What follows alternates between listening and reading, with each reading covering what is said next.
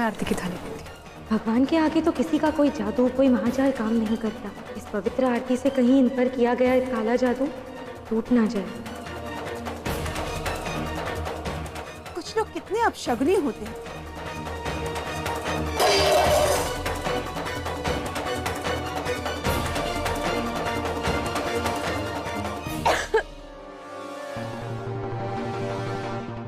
ये कैसी बदतमीजी है? क्या हुआ राजकुमारी, आप ऐसे भागकर क्यों आए? हमें धुएं से खांसी होती है। लेकिन वहाँ इतना धुआं तो था नहीं कि आपको मुंह छुपा कर आना पड़े। जब से आपके माता पिता आए हैं आप बड़ी परेशान सी लग रही हैं। युवराज,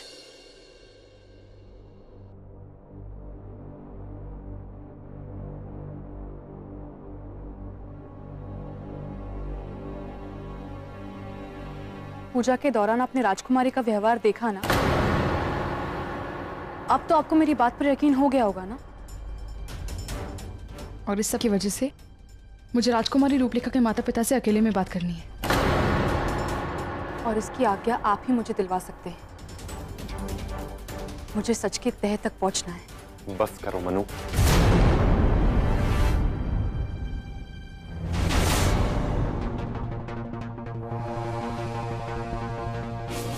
युवराज आप ये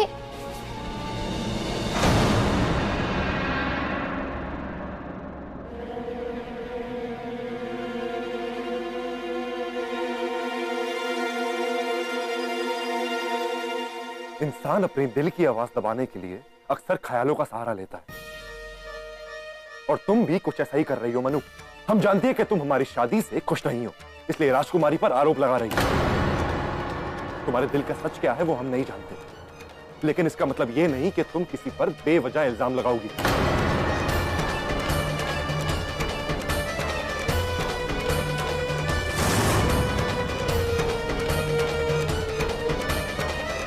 युवराज, आप मेरी बात समझ नहीं रहे हैं। और हम समझना भी नहीं चाहते मनु।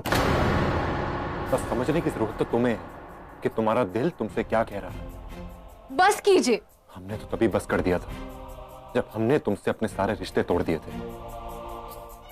तुम्हारे पास आखिरी बार आए थे ये सोचकर कि तुम हमारे आंसू देखकर शायद पिघल जाओ, लेकिन नहीं, तुम नहीं पिघली, क्योंकि तुम्हारे पास दिल है ही नहीं, पत्थर है पत्थर। अब हम तुमसे तभी बात करेंगे जब तुम हमसे अपने प्यार का इकरार करो।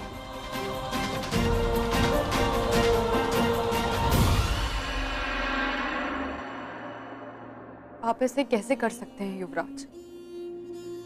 आपको अपने प्यार के अलावा और कुछ नहीं नजर आ रहा है। आप वो नहीं देख पा रहे हैं जो मेरी आंखें देख रही हैं। लेकिन नहीं,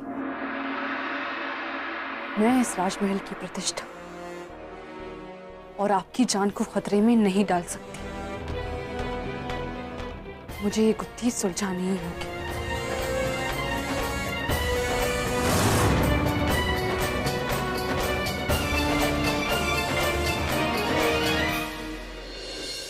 पंछी पिंजरे से उड़ने ही वाले थे कि हमने पंछियों को फिर से बंदी बना लिया। राजकुमारी रूपलेखा के माता पिता को हमने अपने माया जाल में फिर से फंसा लिया।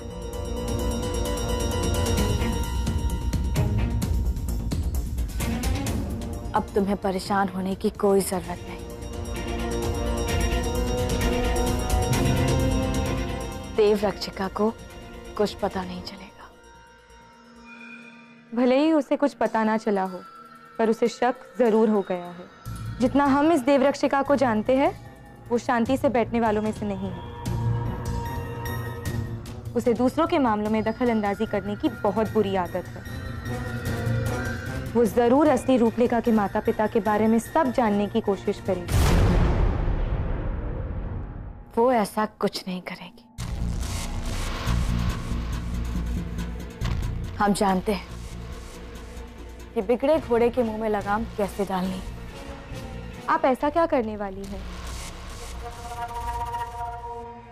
कुछ ऐसा जिससे देव रक्षिका तुम्हारे और माधव के बीच से हमेशा हमेशा के लिए हट जाए।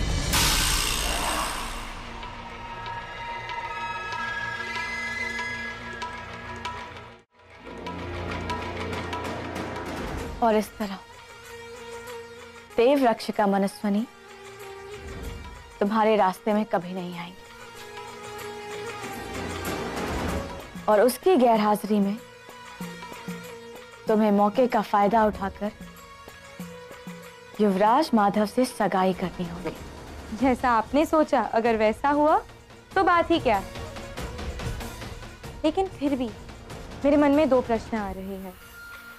पहला ये कि अगर देवरक्षिका महल में नहीं होंगी तो लोग उसके बारे में पूछेंगे और फिर उसकी तलाश शुरू कर देंगे। ऐसे में हम क्या करेंगे?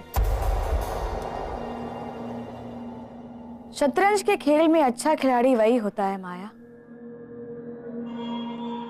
जो अपनी पहली चाल चलने से पहले अपनी दूसरी चाल के बारे में सोच लेता है। देव रक्षिका की अनुपस्थिति में उसे कोई नहीं ढूंढेगा और ना ही कोई उसके बारे में पूछेगा। पर ऐसा कैसे होगा?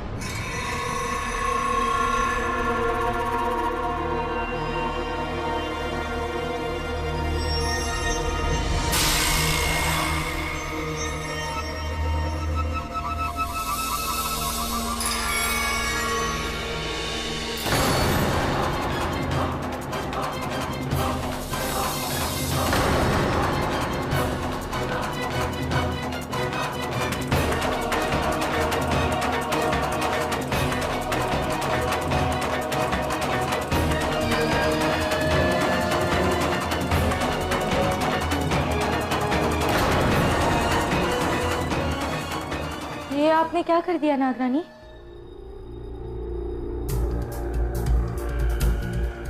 देवरक्षिका के सामने आपने आपके सारे पत्ते कैसे खोल दिए?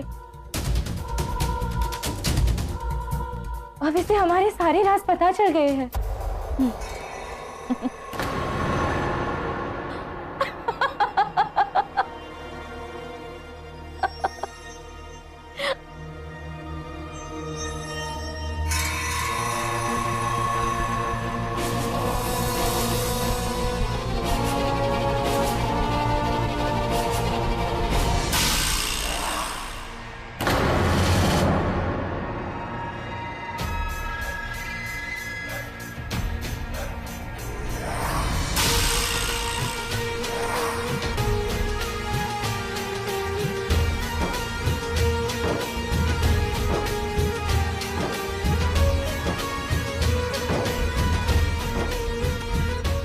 सब क्या हो रहा है? माया, ये वो भ्रमजाल है जिसे कोई नहीं तोड़ सकता। देव रक्षिका को ढूंढने कोई नहीं जाएगा क्योंकि देव रक्षिका महल में ना होते हुए भी महल में ही होगी। मैं उसका रूप लेकर सबके सामने रहूंगी। तुम्हें अपने पहले प्रश्न का उत्तर तो मिल गया। दूसरा प्रश्न क्या है तुम्हारा? आप मनस्विनी को महल से बाहर ले जाने के लिए मनाएंगी कैसे? कुछ सवालों के जवाब समय पर छोड़ देने चाहिए और इस सवाल का जवाब भी तुम्हें सही समय आने पर खुद ब खुद मिल जाएगा। लेकिन अभी भी एक समस्या है।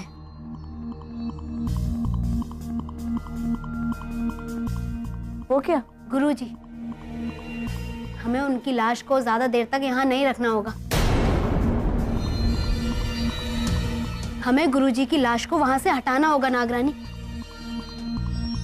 आप लोग गुरुजी की लाश को ठिकाने लगाने की तैयारी कीजिए, तब तक मैं महल जाकर युवराज को देखती हूँ। अपने होने वाले पति को इस तरह अकेले छोड़ना ठीक नहीं है।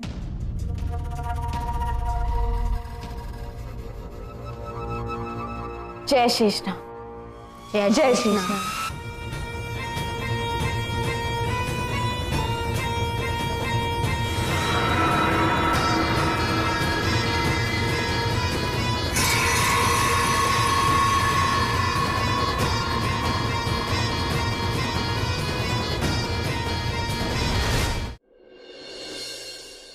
मनु को क्या लगता है कि हम उनके दिल का हाल नहीं जानते?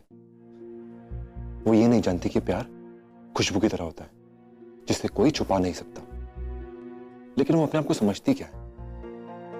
सीधा सीधा ये क्यों नहीं कह देती कि उसे राजकुमारी से जलन है? उन्हें नीचा दिखाने के लिए बात को कहां से कहां ले गई। हम जानते हैं कि जिस तरह हम उनसे बात करे बिना रह नहीं सकते, उसी तरह वो हमसे बात करे बिना रह नहीं सकती। तड़प रही होगी वो, लेकिन इस बार हम उनसे बात नहीं करेंगे, कुछ भी हो जाए।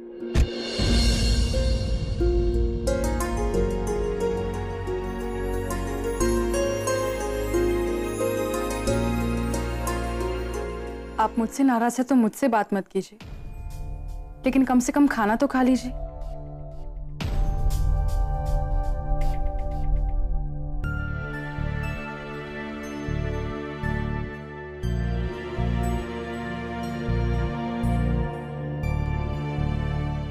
हमें भूख नहीं है।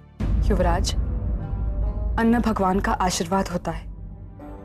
अन्न से नाराज होना भगवान को नाराज करने के बराबर है। हमने कहा ना आपसे, हमें भूख नहीं है। हम अपने फैसले बार बार नहीं बदलेंगे। आप ये खाना वापस ले जाइए। ठीक है,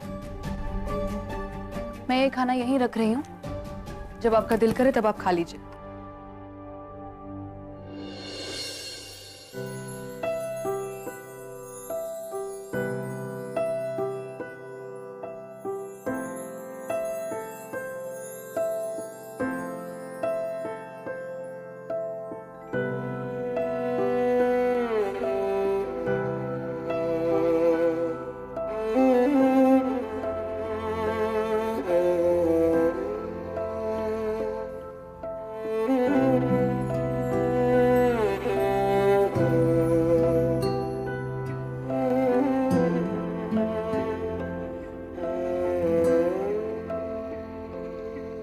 पास आए दूरियां फिर भी कम ना हुई, एक अधूरी सी हमारी कहानी रही। आसमां को ज़मीन ये जरूरी नहीं, जा मिले जा मिले। इश्क सच्चा वही जिसको मिलती नहीं मंजिलें मंजिलें। देवरक्षिका,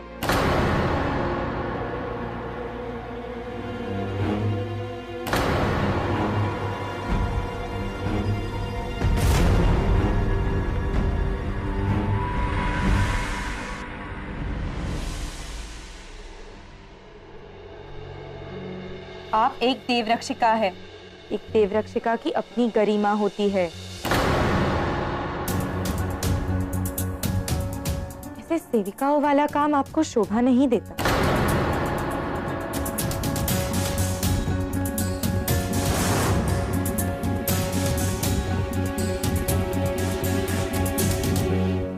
आप भी एक राजकुमारी है ना?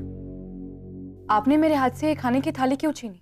हम नहीं भूले कि हम राजकुमारी हैं, पर शायद आप भूल गई है कि एक राजकुमारी होने के साथ साथ हम युवराज की होने वाली पत्नी भी है। पति का ध्यान रखना एक पत्नी का धर्म होता है और हक भी। अगर दासी होने का इतना ही शौक है तो हमें बता दीजिए, हम बड़ी रानी को बता देंगे।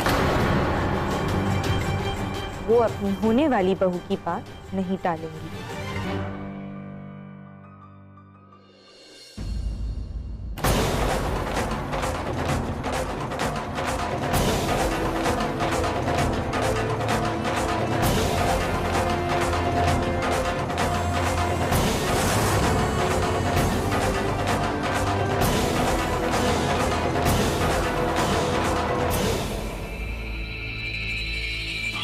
रूपलेखा जी, ये ना ही हमारी दासी है और ना ही कोई देवरक्षिका।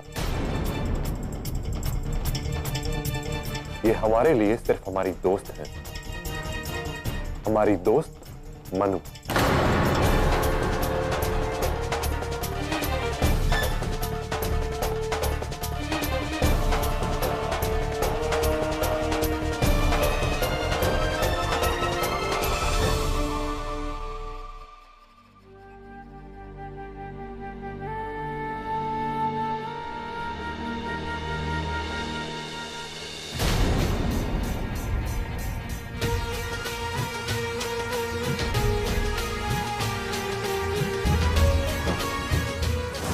सुलेखा जी,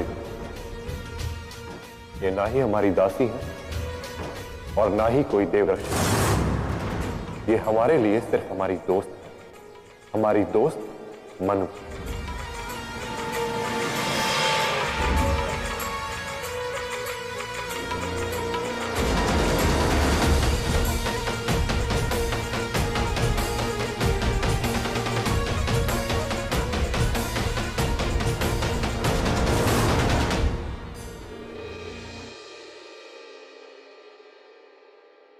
हमने राजकुमारी के सामने तो कह दिया कि तुम सिर्फ हमारी दोस्त हो, लेकिन सच्चाई क्या है वो हम दोनों जानते हैं मनु।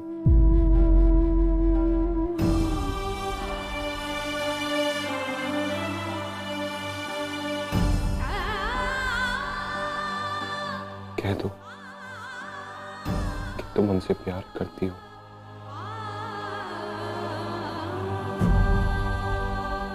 मुझे जाने दीजिए। मनु,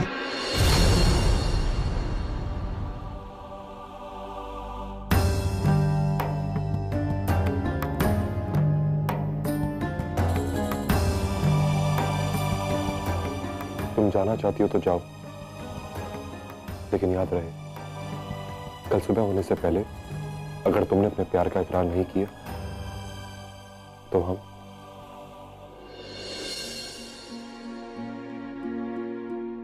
नहीं, इसके आगे और कुछ नहीं।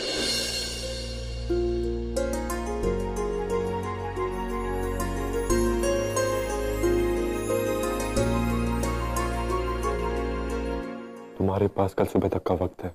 युवराज, आप समझते क्यों नहीं है? यहाँ पल पल आपकी जान को खतरा है और आप है कि और तुम ये क्यों नहीं समझ रही कि हमें अपनी जान की नहीं अपने दिल की परवाह है। पर मुझे परवाह आपके जान की है। मैं आपकी जान बचाने के लिए कुछ भी कर सकती हूँ। और हम तुम्हारी जुबान से प्यार का इकरार कराने के लिए कुछ भी कर सकते हैं।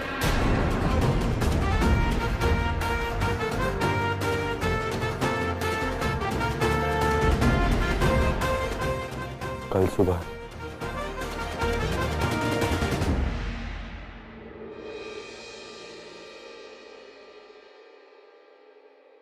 बिना आग के तो धुआं नहीं निकलता। अगर मेरे दिल को राजकुमारी रूपलेखा पर शक है तो वो बेबुनियाद नहीं हो सकता। मुझे राजकुमारी रूपलेखा के माता पिता के बारे में और जानना होगा। कुछ तो है जो कोहरे में छुपा हुआ है। कुछ तो है जो उनके साथ गलत हो रहा है, लेकिन क्या है? क्या हो सकता है? क्या मैं उनसे सीधा जाकर बात करूं? मुझे उनसे बात करनी चाहिए।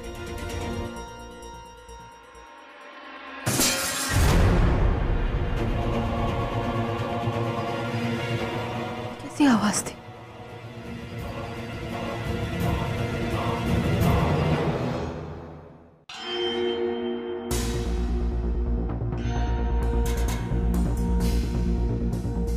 आज कुछ भी करके गुरुजी की लाश को महल के बाहर करना ही होगा।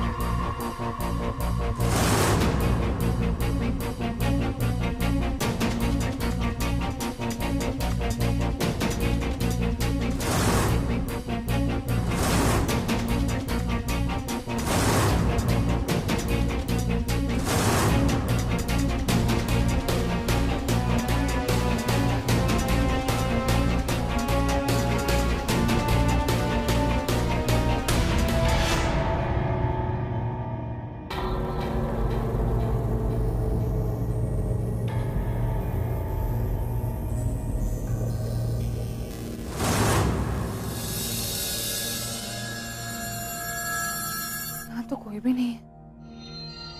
शायद मुझे भ्रम हुआ होगा।